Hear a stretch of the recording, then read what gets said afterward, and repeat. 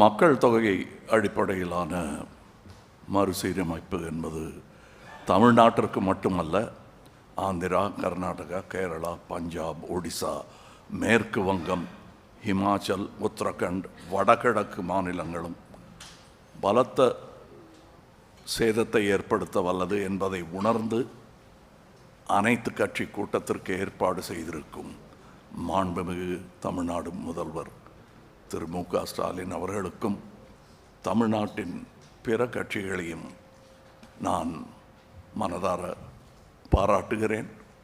எந்த தேவையும் இன்றி பாராளுமன்ற தொகுதி மறுசீரமைப்பு எனும் பேச்சை யார் கிளப்புகிறார்கள், எந்த நேரத்தில் பேசுகிறார்கள், எதற்காக பேசுகிறார்கள் என்பதும் கவனத்திற்குரியது.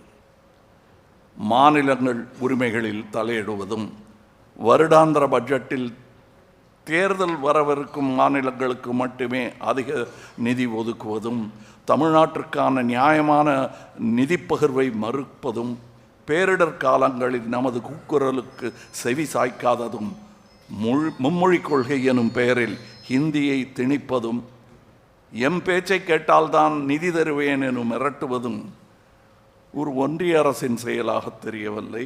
இன்றல்ல, நாளை அல்ல, எப்போதுமே பாராளுமன்ற உறுப்பினர்களின் எண்ணிக்கையில் எந்த மாற்றமும் கொண்டு வராமல் இருப்பதே ஜனநாயகத்தையும் கூட்டாட்சியையும் இந்தியாவின் பன்முகத்தன்மையும் காக்கும் என்பதே ஒரு இந்தியனாகவும் தமிழனாகவும் மக்கள் நீதி மையத்தின் சார்பாகவும் வலியுறுத்துகிறேன்.